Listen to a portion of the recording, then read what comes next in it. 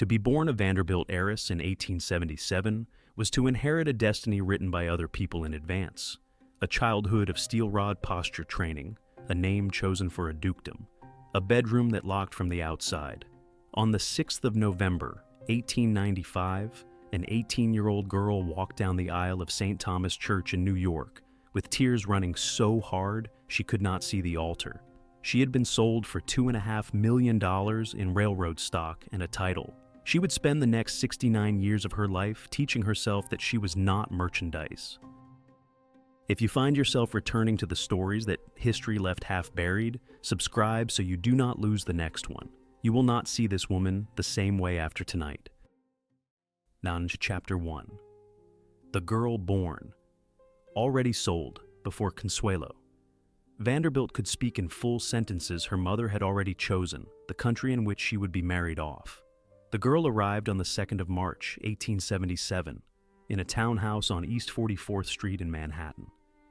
Her father, William Kissam Vanderbilt, was a grandson of the railroad founder, Cornelius Vanderbilt.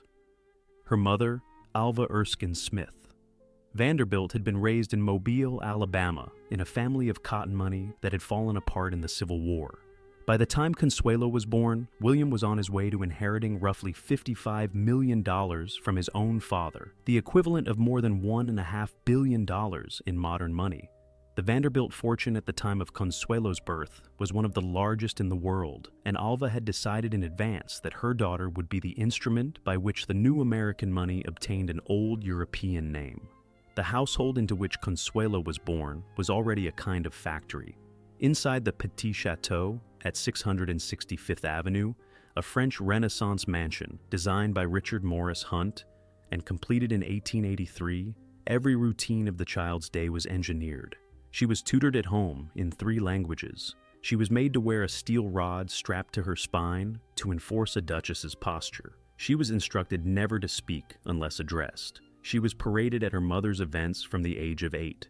She was taught to curtsy to women. She would not be allowed to address by first name for another 20 years. She had a French maid, a German governess, an English riding master, and almost no friends her own age. The name itself was a contract. Consuelo had been given to her godmother to honor, and that godmother was Maria Consuelo Iznaga, born in New York, married to the Earl of Manchester, and eventually elevated to the rank of Duchess of Manchester. To name a Vanderbilt baby Consuelo in 1877 was to write a small letter to the future. The future was British. The future had a title. The future was a long way from Fifth Avenue. Alva herself had clawed her way into New York society in 1883 with a costume ball so spectacular that Caroline Astor, the woman who maintained the list of 400 socially acceptable persons in the city, was compelled to recognize her. The ball cost approximately $250,000, the equivalent of nearly $8 million today. The strategy worked. From that night onward, the Vanderbilts were in. Alva understood, before almost anyone else of her class, that money alone was not enough in America. The next mountain was a title in Europe. When Consuelo turned 12, the planning began in earnest. Alva built Marble House in Newport, Rhode Island, a summer cottage modeled on the Petit Trianon at Versailles, completed in 1892 at a cost of approximately $11 million, of which $7 million was spent on marble alone. Marble House was not a beach house. Marble House was a stage on which Consuelo would be marketed. The carved ballroom, the gilded panels, the chandeliers, the imported furniture, the lawns rolling down to the Atlantic. All of it existed to display a daughter who was being prepared for export. By the time Consuelo was 15, Alva had drawn up a short list of acceptable husbands. The list contained no American names. It contained an Italian prince, a German princeling, an Austrian count, and at the very top, the 9th Duke of Marlborough, master of Blenheim Palace, cousin to a young man named Winston Churchill, and the owner of a great house in England that was running visibly out of money. By the time Consuelo was 17, Alva had narrowed the list to 1. The Duke would be the closing trade. What is striking, looking back from this distance, is how little Consuelo herself was consulted at any stage. She was not asked if she wished to marry a duke. She was not asked if she wished to live in England. She was not asked if she wished to leave the country in which she had been born. she was told. The tutors and the languages and the steel rod and the curtsy practice were not preparation for her own life. They were the polishing of an asset before delivery, and the asset, at 17, was on the verge of doing something her mother had not planned. She was on the verge of falling in love with the wrong man. Chapter 2. The Name That Was a Contract. Consuelo had been named after a duchess on purpose, and at 17 she discovered that the name was now demanding to be honored. The transatlantic marriage market of the 1890s was a real institution. Between 1870 and 1914, approximately 454 American heiresses married titled European husbands. The total transfer of American wealth into European titles during that period has been estimated at over $1 billion in the money of the time, the equivalent of more than $30 billion today. The American press kept tally. The British press priced the heiresses. The dollar princess, as the type came to be called, brought an average dowry estimated by historians at between $1 million and $10 million. In exchange, she received a foreign title and, in the most prized cases, an entry into the British peerage. Inside this market, Consuelo Vanderbilt was the prize specimen. She was strikingly tall, around 5 feet 8, in an era when American women averaged 5 feet 2. She had a long, swan-like neck and large, dark eyes. The English society magazines tracked her every appearance from the moment she landed in London. The American papers ran weekly columns on her wardrobe. By her 17th birthday, she was the single most photographed unmarried woman in the United States. The Duke of Marlborough was, by the same magazines, judged to be the most eligible single peer in England. Charles Richard John Spencer Churchill, 9th Duke of Marlborough, born in 1871, had inherited his title in 1892 at the age of 20. He had also inherited debts of roughly £700,000 and an income that did not begin to cover the cost of running Blenheim Palace. Blenheim had 287 rooms. The estate covered 11,000 acres. The servants numbered 187. The annual operating cost was on the order of £40,000. The Marlborough family had been openly looking for an American heiress for 10 years before Consuelo was located. The first meeting between Consuelo and the Duke took place in London in March 1894. He was 22. She was 16. He came to tea at Alva's rented townhouse, sat for 40 minutes, drank 1 cup of tea, and left without speaking more than 5 sentences to the girl he was being measured against. Alva read his silence as acceptance. The girl read it as indifference. Both of them were correct. What complicated the trade was that Consuelo, during the summer of 1894, had begun to fall in love with someone else. Winthrop Rutherford was an American man of an old New York family, 8 years older than Consuelo, a sportsman and a quiet figure in society. He was tall, athletic, modest, and visibly devoted. He proposed to her secretly during the transatlantic crossing back to New York in the autumn of 1894. She accepted. He gave her a small ring she hid in a glove. Within 48 hours of their return to New York, Alva discovered the engagement, intercepted the correspondence, and shut down every line of communication between her daughter and the man she had chosen.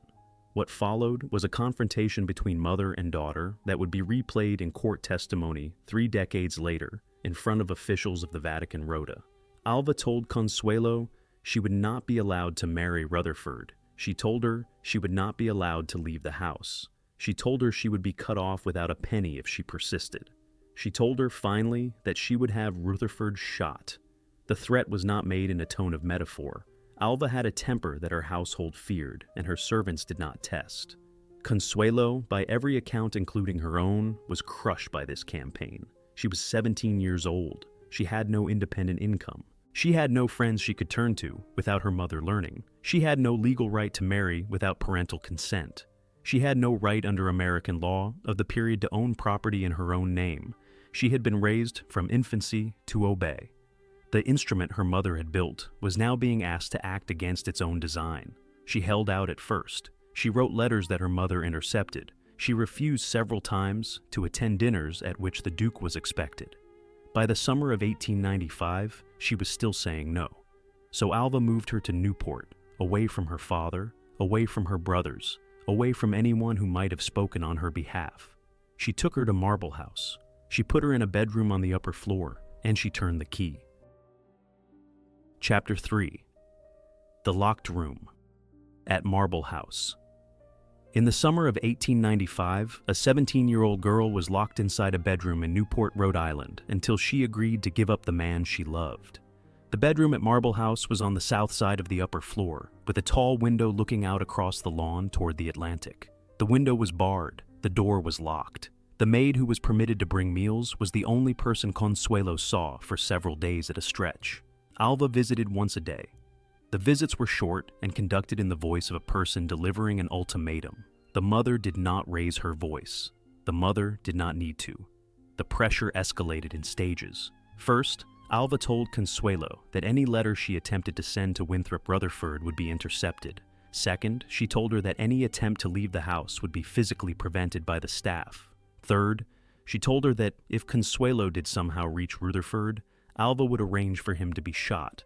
The Vanderbilts could afford to make such a threat real. Consuelo, 18 years old, sitting in a bedroom from which she could not leave, had no way of testing whether the threat would be carried out, and she could not risk it. Then came the moment that, in Consuelo's own later memoir, she described as the decisive one. Alva collapsed in front of her daughter, gripping her chest, gasping, and informing the maid that she was suffering a heart attack.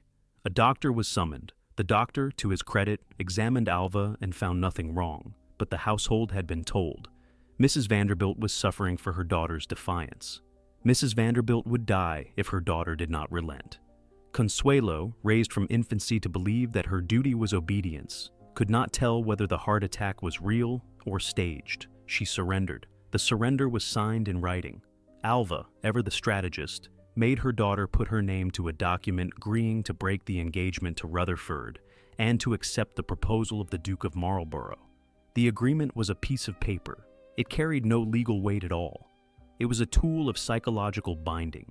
Consuelo, having signed it, found herself unable to break her own word a second time. She had been raised to keep promises. Her mother had used that against her. The engagement to Marlborough was announced in New York on the 20th of September, 1895. The Duke was in England. He learned of his engagement, in some accounts, from the newspapers. The dowry was negotiated between his solicitors and William K. Vanderbilt's lawyers over the next 6 weeks. The principal terms, drawn up in the weeks before the wedding, were these: $2.5 million in shares of the Beech Creek Railway Company transferred at the marriage, an annual income of $100,000 to the Duke for life, a further annual income of $100,000 to Consuelo for life, the construction of a London residence, eventually Sunderland House on Curzon Street in Mayfair, completed in 1904 at a cost of more than £300,000. The marriage settlement was signed in the carriage on the morning of the wedding. Consuelo, in her wedding dress, was given the document to sign as her father's lawyer rode with her toward the church. She signed it. The lawyer took the paper. The wedding proceeded. By the time Consuelo reached the church, she had transferred ownership of her own future to a man she had met 3 times. What Alva had done in the bedroom at Marble House was, in the language of the time, ordinary parental discipline. What Alva had done was also, in the plain language of any later century, coercion. The $2.5 million in railroad stock and the 2 annual incomes and the London mansion were the price of an 18-year-old girl who had been locked in a room until she stopped saying no.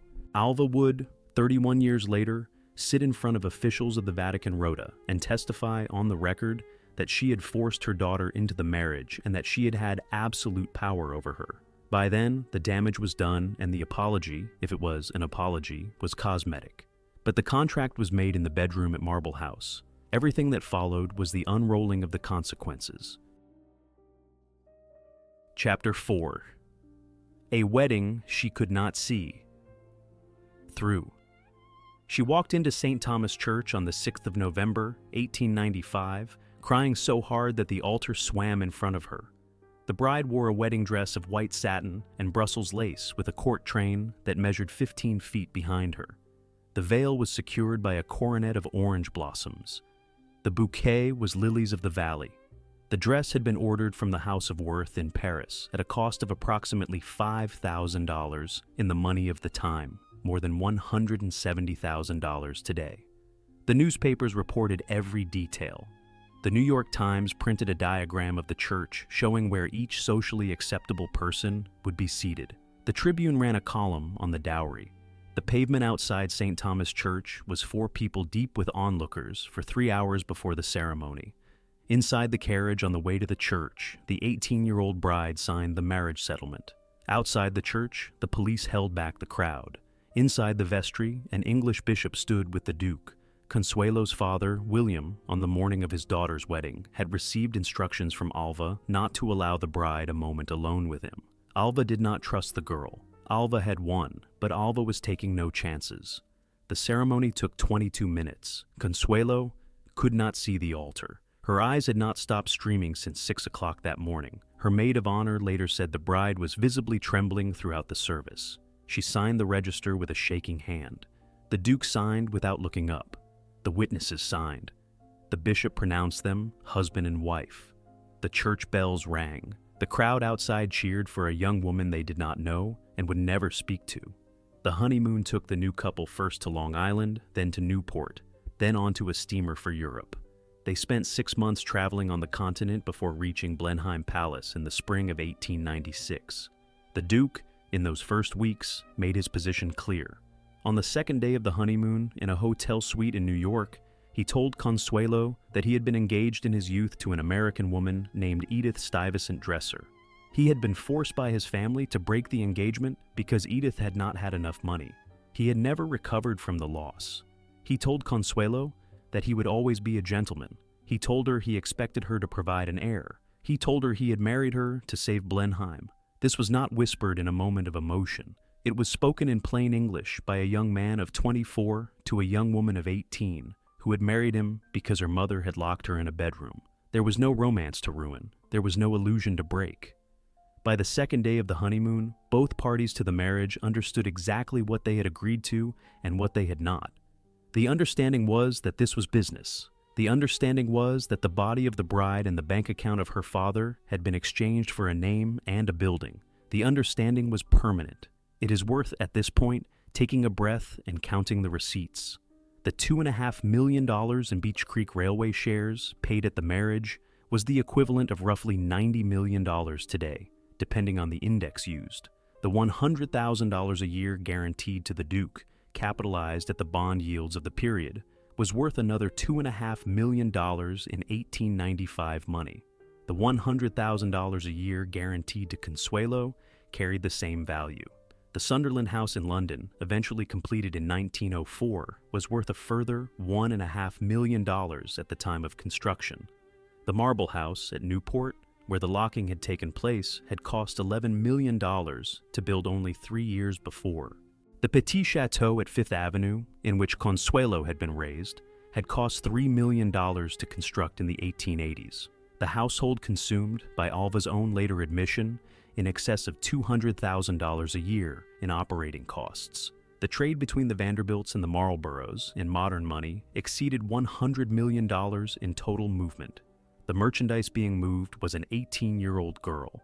Consuelo reached Blenheim in the early spring of 1896. The Duke's family staff lined the Great Hall to greet her. The servants curtsied and bowed. The Duke walked her up the stone steps. The doors closed behind her. She was 18 years old. She had 3,000 miles of ocean between herself and her father. She had a mother who would not have rescued her if she had asked. She had 287 rooms around her. She had a husband who had told her, in writing essentially, that he had no interest in her except as a producer of children. She had nothing of her own except a wedding ring, a court train, and a small American accent that the British servants would learn to imitate after she went to bed. The marriage had begun. Chapter 5. The Coldest House. In England. Blenheim Palace had 287 rooms, and inside it a young duchess found that none of them belonged to her. The English country house in the 1890s was a machine. It required, to function, an army of staff. At Blenheim, the head housekeeper supervised 18 housemaids. The butler supervised 16 footmen. The cook supervised a kitchen of 12. The grooms numbered 24. The gardeners numbered 37. The total household, in the years immediately after the Marlborough marriage, was on the order of 187 men and women living and working inside the great house and its associated buildings. The cost of running this household, in the years before the Vanderbilt money arrived, had been steadily eating into the Marlborough capital for 2 generations. Consuelo, on arrival, was given the Duchess's apartment in the East Wing. The apartment had 3 principal rooms: a bedroom with a 4-poster bed dating from the 17th century, a sitting room with a portrait of an ancestor she had never heard of, a dressing room with a wardrobe she did not know how to fill. The maids who attended her had been chosen by the Duke's mother, the Dowager Duchess of Marlborough, who lived on the estate and visited unannounced. Consuelo's letters home, in those first weeks, describe a sense of being watched at every hour of the day. She wrote to her father that she had begun to dread the sound of her own footsteps on the stone floors. She wrote to a friend in New York that she had begun to count the chimes of the clock in the Great Hall and that the count had become a comfort. Dinner at Blenheim was the most punishing routine. The Duke and Duchess ate together every night in the green drawing room. They sat at opposite ends of a long mahogany table. They were attended by 2 footmen in livery. Between them, in the center of the table, were silver candelabra. The meal consisted of 7 courses. The Duke ate slowly and silently. Consuelo ate even more slowly because she could not bring herself to speak. The conversation that did pass between them was limited to the weather and the management of the estate. The footman learned to anticipate every gesture without instruction. In her memoir, Consuelo described one detail of these dinners that haunted her for the rest of her life. The Duke had a habit, between courses, of drawing his fingers slowly through his hair. He did it without thinking. He did it for minutes at a time. He did it as a kind of ritual self-soothing. The sound of his fingers passing through his hair, in a room large enough to swallow a small house, was sometimes the only noise Consuelo heard for half an hour at a stretch. She wrote that she would have given anything for him to break a glass, to drop a fork, to cough, to say one true sentence to her. He did not. Not for 11 years. He produced heirs from her, however. John Albert Edward William Spencer Churchill was born on the 18th of September, 1897, 10 months after the wedding. He would eventually become the 10th Duke of Marlborough. Lord Ivor Charles Spencer Churchill was born on the 14th of October, 1898. After the second birth, the Duke is reported to have remarked in front of 2 of his staff that he had performed his duty and that the Duchess might now consider her own duty discharged. He moved to a separate set of rooms in the West Wing. He stopped joining her for dinner regularly. He began to spend longer periods in London and on the continent. He had been carrying on, throughout this period, a barely concealed correspondence with a younger American woman named Gladys Deacon. Gladys had been a beauty since adolescence. She had grown up in Paris among aristocratic society. She had a profile that contemporaries compared to a coin face. She wrote to the Duke from her family's villa in France. She visited Blenheim with her mother as a guest of the Duchess. She sat at Consuelo's dinner table. She walked Consuelo's gardens with the Duke. She did not, in the 18 years she pursued him, attempt to disguise her intentions. By 1903, the household servants and most of the Duke's friends in England were aware of the affair. Consuelo herself was aware. There is no surviving evidence that she objected. She simply withdrew further inside the marriage.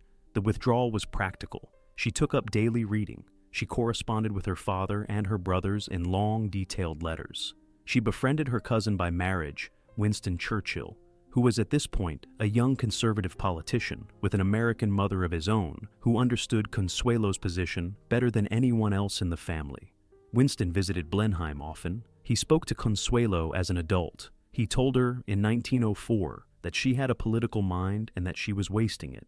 He encouraged her to read about social reform. He encouraged her to write letters to other women. She began to make trips to London. The Duke did not object. He preferred her absent.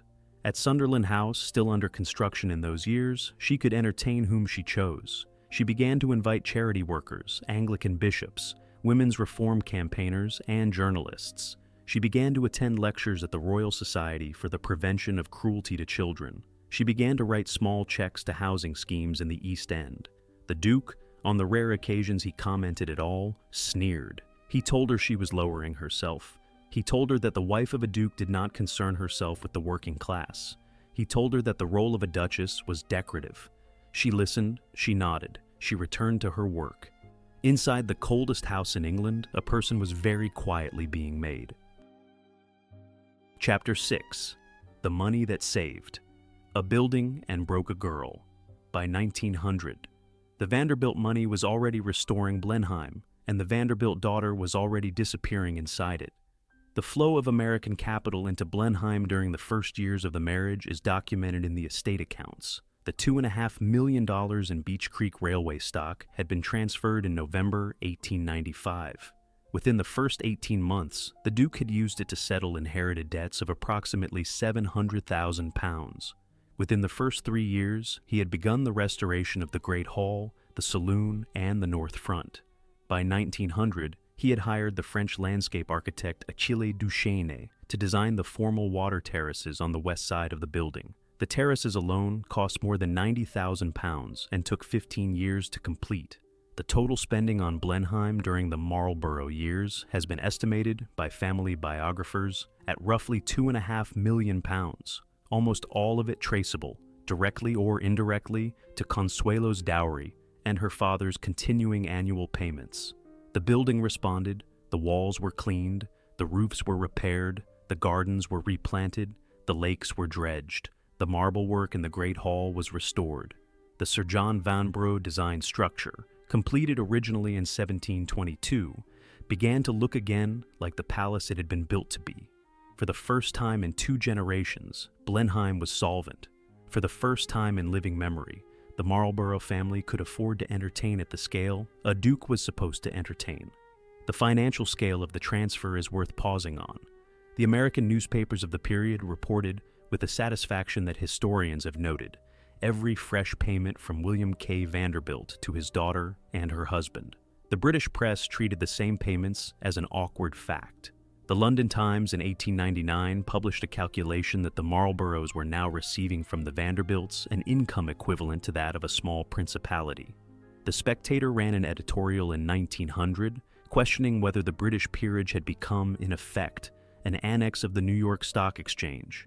The transatlantic marriage market, of which Consuelo's wedding had been the most public single transaction, was already becoming a national embarrassment to both countries by the year 1900. It is impossible to write this section without including the larger figures. Between 1870 and 1914, the total transfer of American wealth into European titles has been estimated at over $1 billion in the money of the period. That figure, in modern money, exceeds $30 billion. The number of marriages, 454. The average dowry, on the order of $2 million. The cumulative effect on the British aristocracy by the outbreak of the First World War was that roughly 1 in 10 dukes and a higher proportion of earls and barons had married American money. The British country house had been kept alive on Vanderbilt and Astor and Whitney Capital. The American name had been laundered through European titles. The trade was extraordinarily profitable for everyone involved, except, in many cases, the women themselves. At Blenheim, the most visible monument to the Vanderbilt money was the restored Great Hall. The hall is 67 feet high. The ceiling, painted by Sir James Thornhill in 1716, had been blackened by 2 centuries of coal smoke. The marble floor had been worn into channels by foot traffic. Under Marlborough's direction and with Vanderbilt funds, the ceiling was cleaned, the marble was relaid, and the 17th century tapestries were sent to Belgium for restoration. The result was photographed and reprinted in every illustrated magazine on both sides of the Atlantic. Visitors to Blenheim in 1902 could stand under the restored ceiling and see, in plain physical form, what the Vanderbilt money had bought. What the visitors did not see, walking through the restored hall, was the Duchess.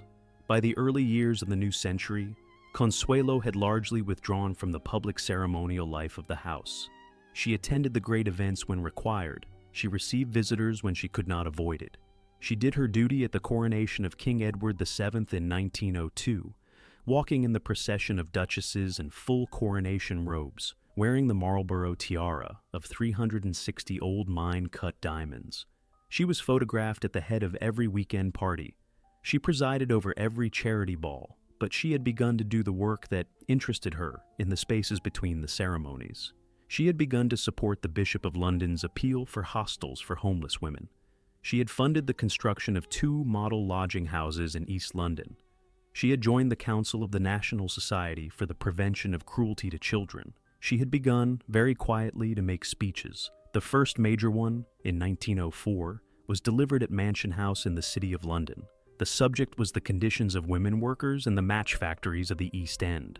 The white phosphorus used to produce match heads was poisoning the jaws of the women who worked the machines. The condition was known as phossy jaw. It killed slowly and disfigured permanently. Consuelo Vanderbilt, 27 years old, stood up in front of a room of bankers and aldermen and described in plain language what she had seen on her visits to the factories. She demanded the prohibition of white phosphorus. The audience listened in silence. The London papers, for the first time, treated her as a person rather than as a duchess. The contrast between the 2 lives, by 1906, had become unsustainable. In Oxfordshire, she was the silent companion of a man who did not love her. In London, she was the woman who had stood up at Mansion House to denounce the slow poisoning of working girls. The girl her mother had built was still inside her, but the person she was making was not the same person. The break, when it came, was not theatrical. It was simply administrative. Chapter 7. The First Door. She opened herself. It began in the East End of London with a hostel for homeless women, and it changed everything that came after. The Bishop of London's appeal for hostels for working women had been launched in 1901. The aim was simple.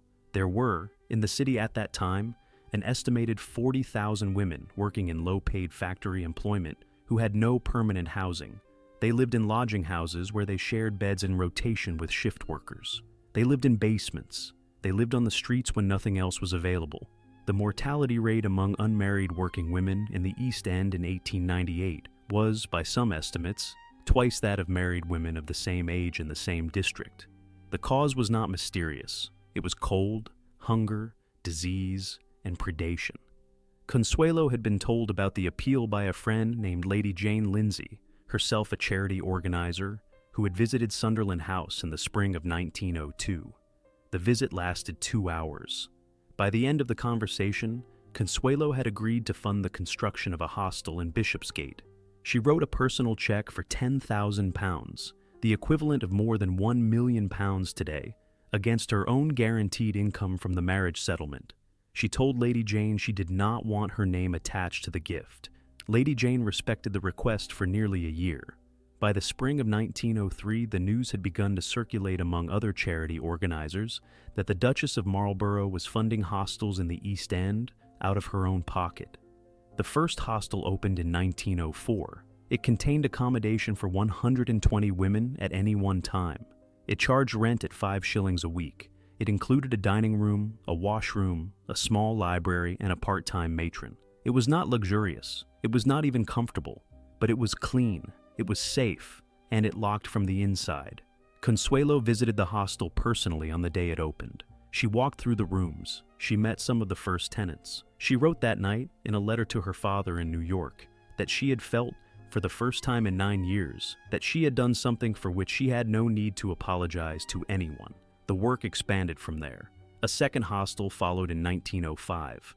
A third, partly funded by other donors Consuelo had recruited, opened in 1906. She joined the Council of the National Society for the Prevention of Cruelty to Children. She began to attend the meetings of the Anglican charity boards. She funded medical clinics for working women in the dock districts. She made grants to the Salvation Army for shelters. She attended trade union meetings as an observer. She wrote a series of letters to The Times of London on the legal status of women in factory employment. She signed them Consuelo Marlborough rather than the Duchess of Marlborough because she preferred the older form. The Mansion House speech of 1904 was the moment her public voice was established. Mansion House, the official residence of the Lord Mayor of the City of London, was the most prestigious venue in the country at which a private individual could speak. Consuelo had been invited by the Lord Mayor at the suggestion of her cousin by marriage, Winston Churchill. The subject was the conditions of women workers in the match factories. The white phosphorus that produced match heads was producing in the women who worked the machines a condition known as phossy jaw. The disease ate through the jawbone over a period of years. It killed slowly. It disfigured permanently. The women who developed it lost their teeth, their jaws, and eventually their lives. Consuelo had visited 2 match factories before writing the speech. She had spoken to 12 women workers in their homes. She had seen the open sores. She stood in front of the audience at Mansion House and described what she had seen. She demanded the prohibition of white phosphorus. She quoted the wages of the women, which averaged 7 shillings a week, less than the cost of medical treatment. She quoted the number of cases, which had been documented by Salvation Army doctors at over 200 in the previous decade. She finished by asking the bankers and aldermen in the audience whether they would continue to invest in companies that were poisoning the daughters of the East End. The speech was reprinted in the Times of London the following day. It ran to 3 columns. The London newspapers treated Consuelo, for the first time, as a serious public figure rather than as a duchess on display. 2 of the match manufacturers in attendance announced within 6 months that they would switch to red phosphorus, which was more expensive but did not cause the disease. The Salvation Army cited the speech in its annual report. Winston Churchill wrote her a private note congratulating her on the clearest piece of public oratory by a Vanderbilt since her grandfather. By 1906, the woman who had walked into Blenheim 11 years before, crying, was not the same person. The Duke had not noticed the change. He still spoke to her, when he spoke at all, as if she were the 18-year-old he had married. He still ate his silent dinners. He still drew his fingers through his hair. He still spent half the year at his clubs in London and at his villas on the continent. But Consuelo had begun to live a parallel life in Mayfair and the East End. She had a circle of friends he did not know. She had a calendar he could not have predicted. She had bank accounts she controlled in her own name. She had work she had built with her own hands. The marriage no longer contained her. The door that had been opened in the East End was opening now in Oxfordshire as well. In October of 1906, she walked through it. Chapter 8. The Day. The Duchess walked out. On the 17th of October, 1906, the Times of London printed a single sentence that detonated inside polite society. The sentence read, in its entirety, "It is announced that the Duke and Duchess of Marlborough have decided to live apart in future, and the necessary arrangements have been arrived at." There was no scandal in the wording. There was no cause given. There was no statement from either party. There was simply the announcement, printed in a small box on page 7 of the most authoritative newspaper in the British Empire, that one of the most public marriages of the previous decade had ended. The reaction in society was instant. The London clubs received the news at lunch. By dinner, it had reached every great house in the home counties. Within 48 hours, the announcement had been cabled to New York, Paris, and Berlin. The American papers ran banner headlines. The British papers ran cautious follow-ups. The Marlborough family issued no further statement. The Vanderbilt family issued no further statement. The 2 parties to the marriage simply withdrew from each other's lives. What had actually happened in the weeks before the announcement was a quiet legal negotiation conducted between the Duke's solicitors and the lawyers Consuelo had retained on her own behalf in London. The terms were modest. Consuelo would move out of Blenheim and take up permanent residence at Sunderland House in Mayfair. The Duke would retain the house at Blenheim. The 2 sons, John and Ivor, would divide their time between the 2 parents during school holidays. Consuelo's guaranteed income from the original marriage settlement would continue. Her London house was already in her own name. The Duke, by every account, did not contest the terms. He had wanted Gladys Deacon for 8 years by that point. The separation cleared the field. What is striking in retrospect is the legal courage of the move. A separated duchess in 1906 was a social pariah by the standards of the previous generation. She lost the right of automatic invitation to court. She lost the right to be received at the great country houses on equal terms with married duchesses. She lost the social network on which an Edwardian woman of her class depended for everything, from her dressmaker to her doctor. She did not, in those days, automatically retain the custody of her children. She did not have the legal right to remarry. She did not have the right, even, to be referred to in print by her own name once the separation became formal. She had walked away from an institution that did not allow walking away. She was 30 years old. The reaction of her mother is recorded in Alva's surviving correspondence. Alva had, by this point, remarried Oliver Hazard Perry Belmont, and reinvented herself as a new woman of independent means. She had begun to lecture in Newport and in New York on the rights of women. She had, in the years immediately preceding the separation, begun to tell anyone who would listen that she now believed she had been wrong to force her daughter into the Marlborough marriage. The revisionism was real. It was also, like much in Alva's life, useful. She wrote to Consuelo, on hearing of the separation, that she was proud. She wrote that her daughter had at last shown the strength she should have shown 10 years earlier. She did not, in any surviving letter, apologize for the role she had played in 1895. Consuelo did not respond to her mother for several months. The relationship between them had been damaged in the bedroom at Marble House and would never be entirely repaired. They reconciled eventually on the issue of women's suffrage, on which Alva had become a substantial financial donor, and Consuelo would become a serious public advocate. The mother and daughter would, by the early 1910s, be photographed together at suffrage rallies in London. But the photograph was a public composition. The private wound had not closed. Sunderland House, in those years immediately after the separation, became the center of a small but distinct intellectual circle. Consuelo entertained Winston Churchill regularly. She entertained Lloyd George after he became Chancellor of the Exchequer. She entertained Mrs. Pankhurst at private dinners. She entertained American visitors, including Edith Wharton, who later said of her that she was the most surprising person of her generation. She read prodigiously. She continued her charity work. She funded, in 1909, a model housing scheme in South London, containing accommodation for 400 families. She established a fund for the children of dock workers in Bermondsey. She set up scholarships for working-class girls to attend secretarial training programs that were, at that point, the principal route to white-collar employment for women without inherited income. The custody of her sons turned out to be the area of least difficulty. John and Ivor were both at Eton during term time. They came to Sunderland House during the school holidays. They went to Blenheim for half the long vacation. They went to Sunderland House for the other half. The Duke, having got what he wanted in the form of his freedom, did not interfere. The boys' relationship with their mother, which had been complicated in the early years by her depression inside the marriage, grew closer as they grew older. John would later credit her with his political education. Ivor would credit her with his love of art. The separation, in short, freed everyone involved. The Duke had Gladys. Consuelo had her work. The boys had 2 homes and a mother who was, for the first time, present. The marriage continued legally for another 15 years.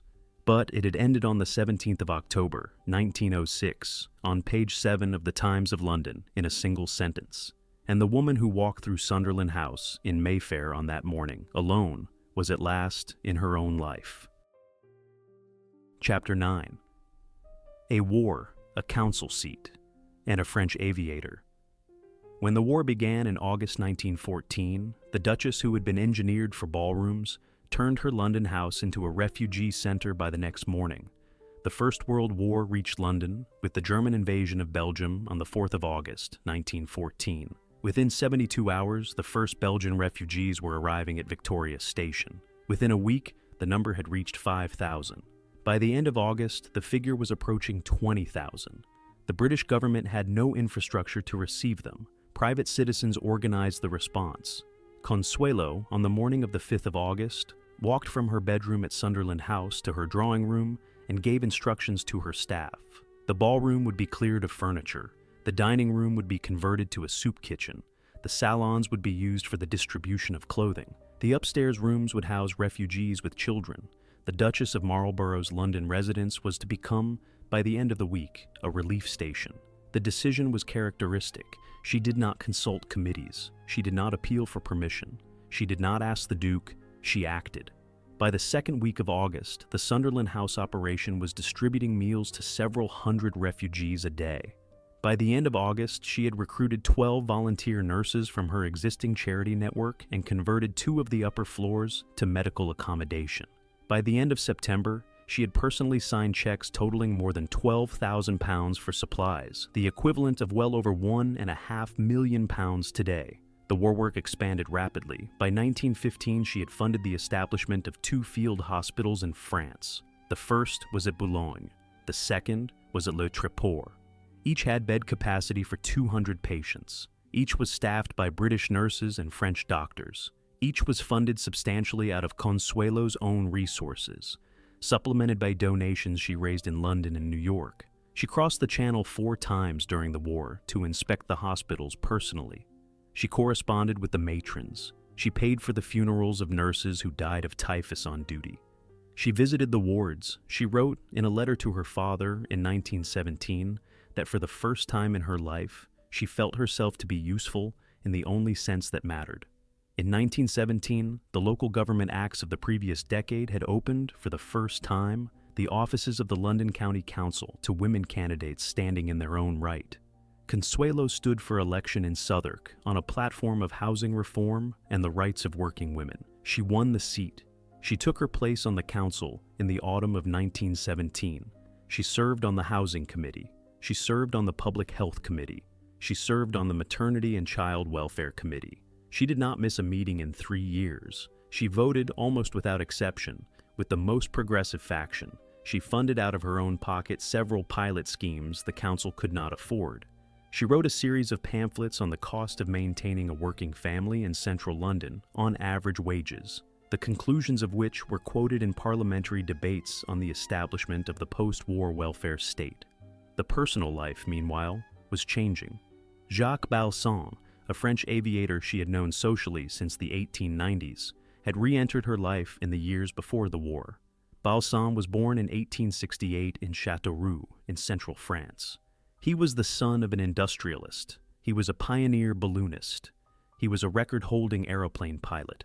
He had worked with the Wright brothers during their European tours. He had been, in the years before the war, one of the leading figures in early French aviation. When the war began, he joined the French Air Corps and served as a lieutenant colonel. He visited Sunderland House on his trips to London. He and Consuelo discovered slowly what they had not had the opportunity to discover 30 years earlier. They were in love. The marriage to the Duke was, by this point, an empty formality. The Duke wished to marry Gladys Deacon. He had no further use for Consuelo as a legal wife. He agreed, in 1920, to file for divorce on the grounds of his own admitted adultery, which was the only path open under English law at the time. The divorce was granted on the 12th of November, 1921. The Duke and Gladys Deacon were married in Paris on the 25th of June, 1921, in a civil ceremony arranged in advance so the new duchess could enter Blenheim immediately. Consuelo and Jacques Balsan were married on the 4th of July, 1921, in a civil ceremony in London. The American date was chosen on purpose. Consuelo wrote to her father on the day of the wedding that she had at last married for the right reasons. She was 44 years old. She had spent 26 years inside the consequences of an 18-year-old's surrender. She would spend the next 35 years inside a marriage of her own choosing. The Balsan marriage, by every surviving account, including Consuelo's memoir, was a happy one. They divided their time between France, where Jacques owned a chateau at Luçois, near Nice, and the United States, where Consuelo maintained homes in Florida and on Long Island. They traveled together, they entertained, they retained throughout a sense of having found each other late and being grateful. Jacques was 12 years older than Consuelo. He was tall, modest, devoted. He understood, without needing to be told, what the first marriage had been. He never asked her to defend it. He never made her apologize for it. He loved her without conditions. For the first time in her life, at the age of 44, Consuelo Vanderbilt was beginning her own story rather than completing somebody else's. Chapter 10. The Day. Her mother confessed in Rome. In a Vatican hearing room in 1926, the woman who had locked Consuelo in a bedroom finally said in public what she had done. The Catholic question had hung over the second marriage from the beginning. Consuelo had been raised Episcopalian. Jacques Balsan was Catholic. Their civil marriage in 1921 was not recognized by the Catholic Church. For Jacques to be reconciled with his church, the 1895 marriage to the Duke of Marlborough would have to be declared null by the Vatican Rota. The grounds for annulment were, in canon law, narrow. The marriage had to be shown to have been entered into without free consent. Coercion by a parent, if proven to the satisfaction of the Rota, was sufficient. The Duke and Consuelo together filed the petition in 1925. Alva, now in her 70s, was named as the principal witness. The hearings took place in Rome in the summer of 1926. They were held in private. The transcripts have been partly preserved. Alva traveled to Rome at her own expense. She gave her evidence over several sessions before officials of the Sacra Romana Rota. She did not equivocate. The decisive testimony, reproduced in the surviving documents, was this: "I forced my daughter to marry the Duke. I have always had absolute power over my daughter. When I issued an order, nobody discussed it." She described the locked bedroom at Marble House. She described the threats against Winthrop Rutherford. She described the faked heart attack. She described the written agreement she had compelled her daughter to sign. She described, in the language of a person closing the file, what she had done. The Rota accepted the testimony. The decree of nullity was issued on the 19th of August, 1926. The 1895 marriage was declared, in canonical terms, never to have been a valid marriage at all. Consuelo and Jacques Balsan were married in a Catholic ceremony at the Church of St. Mary's in Cadogan Street in London shortly afterward. The reaction in the United States was loud. The American Catholic press, which had a particular sensitivity to the question of whether wealthy Protestants could obtain Vatican rulings unavailable to poorer Catholics, treated the annulment as a scandal. The American Independent Catholic Tribune ran a series of editorials questioning the procedure. Several Protestant publications, reaching the same conclusion from the opposite direction, accused the Vatican of selling annulments to the rich. The controversy ran for several weeks before being overtaken by other news. But the strange justice of the moment was on the record. Alva had, in public and under oath, said the sentence her daughter had been waiting to hear for 31 years. She had said that she had forced the marriage. She had said that her power over her daughter had been absolute. She had described, without softening, the methods she had used. She had not asked for forgiveness. She had not pleaded mitigating circumstances. She had simply stated, in the plain language of the witness box, what had happened in the summer of 1895. Consuelo was not present at the hearings. She did not need to be. She had said throughout the proceedings that she would accept whatever ruling the Rota reached. Her sons were of age. Her second marriage was 4 years old. Her work was established. The annulment was a piece of canon law that mattered to the church of her husband. It did not change anything material in her own life, but it changed one thing inside her. The mother who had built her, broken her, and watched her walk out of the marriage had at last said, where it could be heard by other people, what she had done. Consuelo, who would write about the Rota hearings in her memoir 26 years later, used a single line to describe the moment. She wrote that she had read the transcripts late at night, alone, in her room at the Balsan Chateau in France, and that she had set the papers down and gone to bed. Alva died in Paris on the 26th of January, 1933. She was 80 years old. Her body was returned to New York by ship. The funeral was conducted in St. Thomas Church, the same church in which Consuelo had been married in 1895. Consuelo attended. She wore black. She walked behind the coffin. She said nothing in public. The two women had reached, in the last decade of Alva's life, a working peace. They had not reached forgiveness. Forgiveness was not, in either woman, an instinct. But the record had been entered. The transcript existed. The world, in 1926, knew what had been done to her. It was as much as a daughter of her generation could ever have expected from a mother of Alva's. Chapter 11. The Memoir That Made Her a Person. In 1952, at the age of 75, Consuelo Vanderbilt published a book that no Gilded Age duchess had ever dared to publish. The book was called The Glitter and the Gold. The title was taken from a remark Consuelo had once made to a friend about the surface of her own first marriage. The publisher in the United States was Harper and Brothers in New York. The publisher in the United Kingdom was Heinemann in London. The book was reviewed in the New York Times on the front page of the book section in October 1952. It was reviewed in the Times of London on the literary page in the same month. It sold, within a year of publication, more than 50,000 copies. It went into multiple editions. It has remained in print, on and off, ever since. What made the book extraordinary was not its style. The prose is plain, almost reticent. The structure is straightforward. The author writes as she speaks, in clear declarative sentences, without ornamentation. What made the book extraordinary was its content. No member of her generation of duchesses had written about the inside of an arranged marriage with such precision. No daughter of an American heiress had described her mother's coercion in such unsparing detail. No woman of her social class had committed to print, while many of the parties were still alive, the conditions of a Gilded Age dynastic transaction. She wrote about the locked bedroom at Marble House. She wrote about the faked heart attack. She wrote about the engagement to Winthrop Rutherford.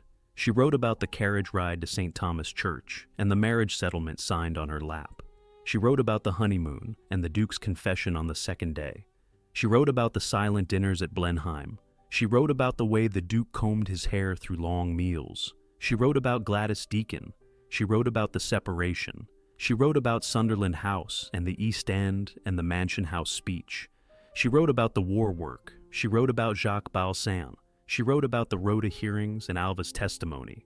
She wrote about all of it with a quiet, unsparing honesty. The reaction from the surviving Marlborough family was muted but cold. John, the 10th Duke, by then in his 50s, sent her a polite letter saying he had read the book and had no objection. Ivor sent a warmer note saying he was proud of her. The Spencer Churchills, who had not been directly named, treated the publication as an embarrassment to be ignored. The British press, on the whole, was admiring. The American press was more enthusiastic. Women's magazines on both sides of the Atlantic ran extracts. Reader's Digest carried a condensed version that reached a much larger audience than the original publication. What is striking in retrospect is the absence of complaint. Consuelo, in 1952, was a wealthy, twice-married, twice-widowed woman of 75. She had no professional career to protect. She had no further marriages to make. She had no further social ambitions to advance. She had nothing left to lose by telling the truth. And the truth, told without anger and without self-pity, turned out to be more devastating than any campaign of revenge could have been. She did not condemn her mother in the book. She simply described what her mother had done. She did not condemn the Duke. She simply described the marriage. The facts, allowed to stand on their own, carried their own verdict. Jacques Balsan died on the 5th of November, 1956. He was 88. The two had been married 35 years.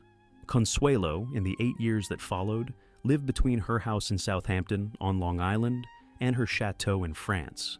She read, she corresponded, she received visitors. She remained into her 80s, mentally sharp and elegant. She lost her younger son Ivor in 1956, 10 months after the death of Jacques. The double loss aged her in a way the previous decades had not. She withdrew, in her last years, from public engagement. She kept up the work she could still do from her desk. She continued to write small checks to the hostels she had founded in London. She continued to correspond with the trustees of the National Society for the Prevention of Cruelty to Children. She received, in 1962, an honorary doctorate from Oxford in recognition of her charitable contributions. She was the first American-born duchess to be so recognized. Her older son, John, the 10th Duke of Marlborough, visited her in Southampton in the autumn of 1963. They sat in her garden. He told her, in the conversation his children later reconstructed from his letters, that he understood at last what she had endured. She told him she had stopped needing to be understood about it many years ago. The reconciliation, such as it was complete. Consuelo Vanderbilt Balsan died at her home in Southampton on the 6th of December, 1964. She was 87. She was buried in the graveyard of St. Martin Vicarage in Bladon, near Oxford, in the village where her cousin by marriage, Winston Churchill, had also chosen to be buried. The two graves, separated by a few yards, mark the resting places of two of the most significant Anglo-American figures of the 20th century. The grave is plain. The headstone gives her name as Consuelo Vanderbilt Balsan. The title she had been sold to acquire is not mentioned. Chapter 12. The Duchess Who Refused to Stay Won. She died at 87, in her own house, in her own country, under her own name, and the title she had once been sold to acquire was the smallest fact on her gravestone. The physical traces of her life are unusually numerous because she lived in houses that survive and married into families that still exist. Blenheim Palace is still owned by her descendants. Her great-grandson, James Spencer Churchill, the 12th Duke of Marlborough, holds the title today. The public visiting rooms at Blenheim include a permanent display of Consuelo's portraits and her wedding dress. and the official guidebook describes her, in plain language, as the woman whose money saved the building. Without the Vanderbilt dowry of 1895 and the recurring Vanderbilt annual payments, Blenheim would almost certainly have been broken up before the First World War. The palace that receives more than 400,000 visitors a year today exists in its current form because of an 18-year-old girl her mother locked in a bedroom in Newport. Sunderland House on Curzon Street in Mayfair also survives. It is now in commercial use, divided into offices and event spaces. The ballroom remains, the marble staircase remains. The exterior is largely unchanged. The hostel in Bishopsgate that Consuelo funded in 1904 operated for more than 80 years before being absorbed into the modern social housing system. The field hospitals at Boulogne and Le Tréport are remembered in the records of the French military medical services. The London County Council records for Southwark contain her votes, her speeches, and her pamphlets. The cultural legacy is wider than the buildings. The HBO television series, The Gilded Age, broadcast from 2022 onward, draws openly on Consuelo's story. The character of Gladys Russell in that series, an heiress forced by her mother into a marriage with an English duke, is widely understood by historians to be modeled on Consuelo. The novel American Heiress by Daisy Goodwin, published in 2011, draws directly from her memoir. The memoir itself, The Glitter and the Gold, has been reissued 5 times since her death. Her sons left descendants who carry her blood into the present. John Spencer Churchill, the 10th Duke, served in 2 world wars and held public office. Ivor Spencer Churchill, the second son, was a respected art collector and patron whose collection was eventually donated to the Tate.